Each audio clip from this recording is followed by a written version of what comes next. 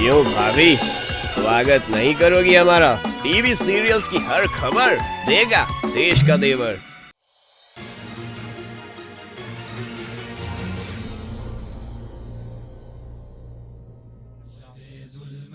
बहुत देखी उजाला होने वाला है। जरूर आएंगे, लेकिन तलवार लेकर आएंगे, तुम सबको ज़बह करने आएंगे। जी हाँ, वो आ रहे हैं। उन्होंने अब हिंदुस्तान फतह का मंसूबा बांध लिया है। उनके पैरों की धमक अब बेहद नजदीक से सुनाई देने लगी है। अब वो उस जबान में बोल रहे हैं जो हमारी आपकी जबान है। अब वो हिंदी में बोल रहे हैं कि वहाँ पर होने वाले मुसलमानों पर एक एक जुल्म का बदला लेंगे। क्या तुम्हें बॉम्बे के ट्रेन के सीरियल ब्लास्ट याद नहीं? क्या तुम्हें गुजरात के सीरियल ब्लास्ट याद नहीं? क्या तुम दिल्ली की तबाही को भूल गए? जी हाँ, वो बता रहे हैं अल्लाह क्या चाहता है। खिलाफत का राज कहां से कहां तक कायम होगा।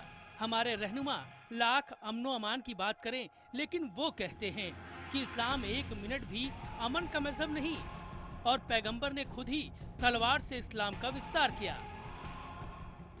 अल्लाह की कसम, इस्लाम एक दिन के लिए भी अमन का मजहब नहीं था। बिलाशुबा इस्लाम क़िताल का मजहब है, और हमारे नबी सल्लल्लाहु अलैहि वसल्लम तलवार के साथ रहमतुल आलमीन बनाकर मबूस किए गए। जी हाँ, वो भारत के मुसलमानों को बता रहे हैं कि वो जिल्लत की जिंदगी जी रहे हैं, जमहूरियत और काफिरों की सोहबत में रह रहे हैं। उन्हें इससे मुक्ति मिलेगी जब वो आएंगे। जब वो आएंगे तो इन सब से मुसलमानों को आजाद कर उन्हें दिलाएंगे शरीयत का राज, जहां बिना मुकदमे की होगी सजा। जिस हाथ से हुआ अपराध वो हाथ काट डाला जाएगा। यहाँ अच्छाई की दावत और बुराई से रोका जाता है। यहाँ चोरों के हाथ काटे जाते हैं। यहाँ ज़ानियों को रजम किया जाता है। यहाँ इज्जत है। यहाँ मुसलमानों की इज्जत है। जी हाँ, अगर वो खतरा है तो अब उन्होंने आपके दरवाजे पर दस्तक दे दी है। उन्होंने बता दिया है कि उनके कदमों के निशान बस हिंदुस्तान पर पड़ने ही वाले हैं। उनका रोड मैप तैयार हो चुका है और वो अपने खलीफा के आदेश पर अमल को बेताब हैं। वो अंजाम देने वाले हैं बगदादी का प्लान इंडिया।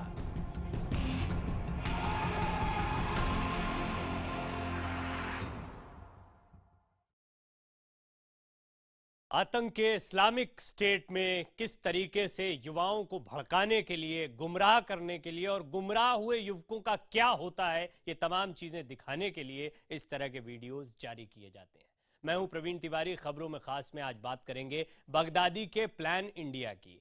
आईएसआईएस ने खौफनाक वीडियो जारी किया जो बताता है कि भारत को लेकर उसके मंसूबे कितने खतरनाक हैं। इस वीडियो में भारत से भर्ती किए गए नौजवान जिहादियों के बयान हैं जो अपनी कहानी खुद बता रहे हैं। वो बता रहे हैं कि भारत से वो किस तरह सीरिया पहुंचे और किस तरह अपने खलीफा बगदादी के राज में वो इस्लामी जिंदगी बसर कर रहे हैं। इस वीडियो में वो ये भी बता रहे हैं कि उनकी योजना भारत में इस्लामी राज कायम करने की है। वो भारत में हुए पुराने आतंकी हमलों को भी याद दिला रहे हैं। नशे दुनिया के ए असीरों, फराज तुमको बुला रहा है। अबी बकर al-Baghdadi, इब्राहिम ibn अव्वाद al-Qurashi।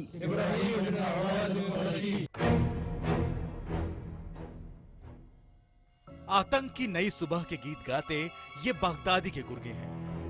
अब तक आईएसआईएस में भारतीय नौजवानों के शामिल होने की सिर्फ बातें सुनी जाती थी, लेकिन पहली बार वो बोलती तस्वीरें सामने आई हैं जो बताती हैं कि आईएसआईएस में उनकी पैठ कितनी गहरी है।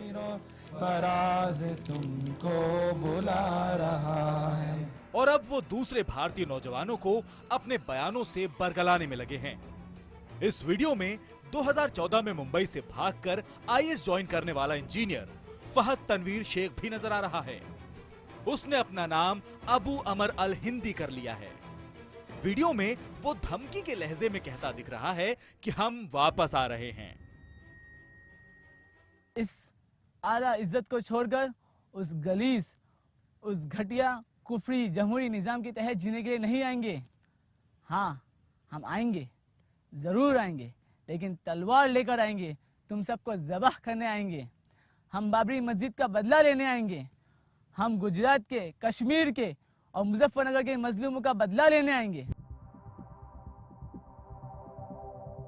22 मिनट का ये वीडियो अरबी में है, लेकिन बीच बीच में उसमें हिंदुस्तानी जबान बोलते हुए भारतीय नौजवान नजर आ रहे हैं। आतंकी संगठन का ये पहला ऐसा वीडियो है जिसमें सिर्फ भारत और साउथ एशिया को ही फोकस किया गया है।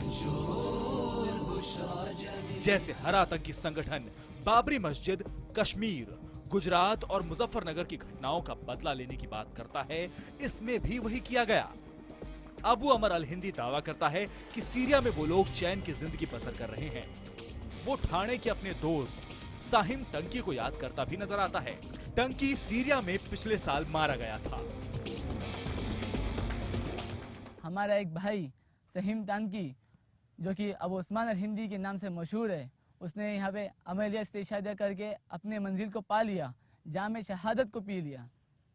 अल्लाह उसकी शहादत को कबूल करे और उसे जन्नत में आला तरीन दर्जा अता फरमाए। शुक्रवार को रिलीज किए गए इस वीडियो में कुल 6 आतंकी पेश किए गए हैं जो अलग अलग तरह की बातें करते हैं, लेकिन इनका असल फोकस तमाम दुनिया में इस्लाम का राज कायम करने पर है। इब्राहिम इब्न अव्वाद अल-कुरैशी।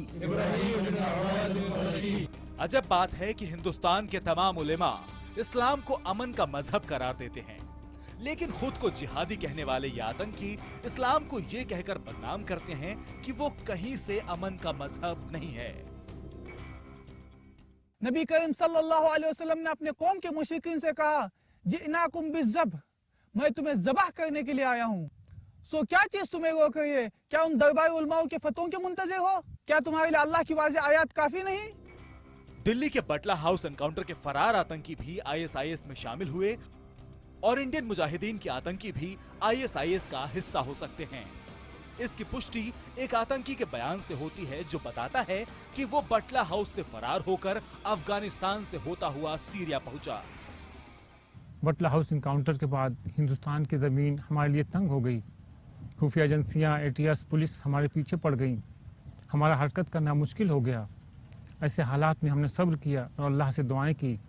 अल्लाह ने हम पे रहम फरमाया और हमारे लिए रास्ते खोल दिए और एक दिन हम वहाँ से निकलने में कामयाब हो गए। वहाँ से निकल के हमने खुरासान की तरफ हिजरत की, जहाँ हमने कई साल मुजाहिदीन के बीच में गुजारे और अल्लाह के फजल करम से उसने हमें बहुत से मार्कों में हिस्सा लेने का भी मौका दिया।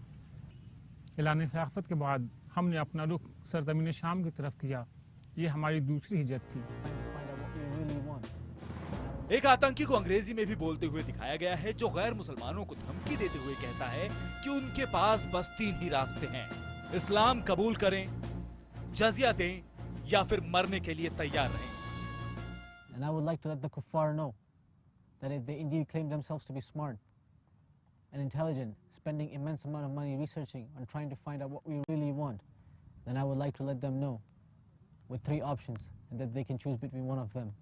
That they either accept Islam, or that they pay jizya, or that they get prepared to be slaughtered, just as Sheikh Adnani Hafidullah has said. آمنوا ما لكم إذا قيل لكم انفروا في سبيل الله اثاقلتم إلى ISIS ने भारत के मुस्लिम नेताओं पर भी निशाना साधा है। कहा गया है कि वो उस सिस्टम के साथ हैं जो मुसलमानों पर हो रहे जुल्म के लिए जिम्मेदार है। असदुद्दीन ओवैसी और बदरुद्दीन अजमल की तस्वीरें भी नजर आती हैं। इन पर आरोप लगाया गया है कि वो गैर मुस्लिम नेताओं के साथ मिले हुए हैं। एक फोटोग्राफ में कांग्रेसी नेता मणिशंकर अय्यर एक हिंदू और एक मुसलमान नेता के साथ नजर आते हैं। मैं उलमाए सू से कहना चाहूंगा, हमारे खिलाफ जितने चाहे फतवे दे दो, तुम वाजे हो चुके हो, सफ़े बढ़ चुकी है। एक तरफ तुम्हारी रहबरी में सलीबी इत्तिहाद है तो दूसरी तरफ कुरान और तलवार के साए में खिलाफत के मुजाहिदीन। बहुत देखी उजाला होने वाला है, हर के जुल्मो जबर का अब इजाला होने वाला है, सुनहरी किरणें उभरी है उफक से जो। फहद शेख के अलावा इस वीडियो में किसी और शख्स की पहचान नहीं हो सकती, लेकिन इनकी जबान से ये साफ है कि ये सारे हिंदुस्तानी ही हैं। वीडियो को समंदर के किनारे शूट किया गया है। एक जगह दो नावों में बैठकर जंग के लिए जाते आतंकियों को दिखाया गया है, लेकिन भारत से भागकर सीरिया गए एक भी आतंकी को जंग लड़ते नहीं दिखाया गया है। वीडियो का अंत भी धमकी से होता है, जिसमें एक आतंकी मुंबई, दिल्ली, जयपुर वगैरह के धमाकों की याद दिलाता है।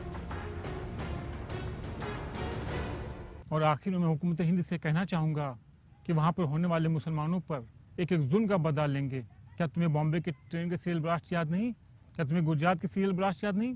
क्या तुम दिल्ली की तबाही को भूल गए? क्या तुम्हें जयपुर की तबाही याद नहीं? वल्लाही वल्लाही हम तुमको इससे भयानक और इबरतनाक अंजाम से दो चार करेंगे, और हम तुमसे उस वक्त तक लड़ते रहेंगे जब तक कि हिंदुस्तान से शिर्क का खात्मा नहीं हो जाता और सारा का सारा दिन सिर्फ अल्लाह ही के लिए ना हो जाए। नशेबे दुनिया के ए असीरों, फराज तुमको बुला रहा है। आतंकी इस्लामिक स्टेट के खलीफा अबू बकर अल बगदादी के निशाने पर भारत भी है। ये अब किसी से छिपा हुआ नहीं है। मामला केवल भारत के खिलाफ बयानबाजी तक का नहीं है, इन वीडियोस तक का नहीं है। भारत में बगदादी के स्लीपर सेल्स भटके हुए नौजवानों को बरगलाने में भी जुटे हुए हैं। देखिए ऐसे ही कुछ चेहरों की दास्तां जिनका नकाब अब उतर चुका है।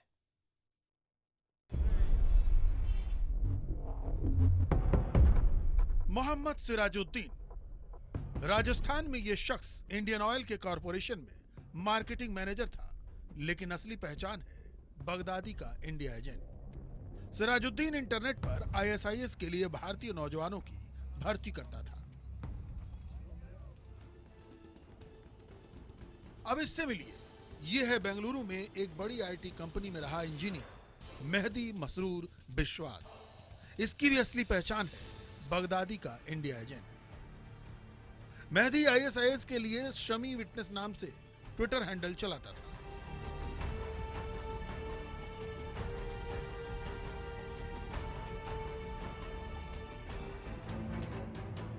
और यह है 24 साल का अरीफ फयाज मजीद। इंटरनेट पर आईएसआईएस के जिहादी अभियान से प्रभावित होकर मजीद बगदादी का इंडिया एजेंट बन गया था। 3 साथियों के साथ इस्लामिक स्टेट की खातिर लड़ने के लिए इराक चला गया। अरीफ मजीद बगदादी के बहकावे में आने वाले शुरुआती हिंदुस्तानी नौजवानों में था। गृह मंत्रालय की एक रिपोर्ट के मुताबिक जनवरी तक 23 भारतीय नौजवान आईएसआईएस से जुड़ चुके थे। आईएसआईएस की तरफ से लड़ते हुए 6 भारतीयों की मौत हो चुकी है। कुल 80 लड़ाकों ने आईएसआईएस में शामिल होने के लिए देश छोड़ा है। आईएसआईएस का यह जाल बड़ा खतरा है, लेकिन सरकार भी बगदादी के इस हमले से निपटने के लिए तैयार है। मैं समझता हूं कि ये आईएसआईएस का खतरा केवल किसी एक देश का खतरा नहीं है, बल्कि एक ग्लोबल एक चैलेंज है और सभी देशों को मिलजुल कर इसका मुकाबला करने की जरूरत है। और भारत भी इस संबंध में पूरी तरह से सजग है। लेकिन सवाल यह है कि बगदादी हजारों किलोमीटर दूर भारत को निशाना क्यों बनाना चाहता है। एक सीधी वजह यह है कि बगदादी का जिहाद सिर्फ अपने तरह के मुसलमानों की दुनिया चाहता है। बगदादी शिया और सूफी मुसलमान समेत दूसरे सभी धर्मों को खत्म कर देना चाहता है। इसीलिए गाय पूजकों पर हमला करने के बहाने वो कश्मीर जैसे मुस्लिम बहुल इलाकों में भेदभाव पैदा करना चाहता है, जिसे लेकर सेना के बड़े कमांडर भी पिछले साल चिंता जता चुके हैं। आईएस एक लाइव थ्रेट है, इसको नकारा नहीं जा सकता। It's a cause for concern and we are monitoring it. लेकिन भारत पर बगदादी के निशाने की एक वजह इस्लामिक स्टेट का खुरासान तक खलीफाशाही कायम करने का सपना भी है। दरअसल खुरासान का शाब्दिक अर्थ होता है उगते सूरज की धरती। खुरासान वो प्राचीन इलाका है जिसमें अफगानिस्तान का हेरात और बालखंड, ईरान के मशाद और निशापुर, तुर्कमेनिस्तान के मेरी और नीसा शहर और उज्बेकिस्तान के बुखारा और समरकंद। इसके प्राचीन इलाके में भारतीय उपमहाद्वीप के कई इलाके आते हैं, उनमें सिंध और हिंदुकुश पर्वत की श्रृंखला। इसीलिए साल 2014 में आईएसआईएस ने जब खलीफाशाही का ऐलान किया तो उसने जो नक्शा जारी किया उसमें गुजरात से लेकर उत्तर पश्चिम भारत के बड़े हिस्से को भी आईएसआईएस के इस्लामिक राज का हिस्सा बताया गया था। Bureau report, IBN 7।